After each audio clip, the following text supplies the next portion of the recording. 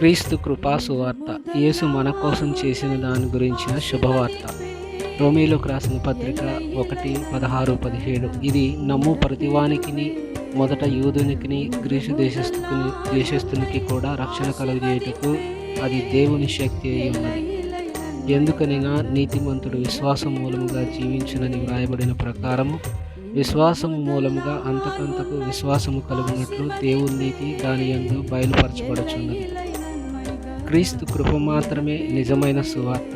అది క్రీస్తు యొక్క అపూర్వమైన దయ మరియు కరుణ. మనము ఈ బహుమతి కోసం పని చేయలేము. మనం దానిని విశ్వాసం ద్వారా మాత్రమే పొందగలం.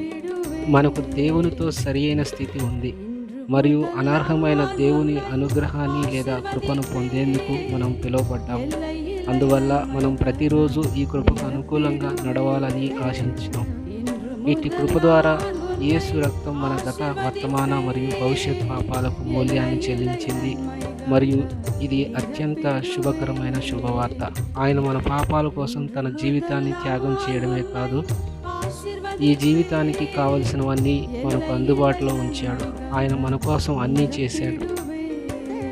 తండ్రి అయిన దేవుని నుండి, మన ప్రభు అయిన యేసుక్రీస్తు నుండి మీకు కృపయు సమాధానమును కలుగును గాక.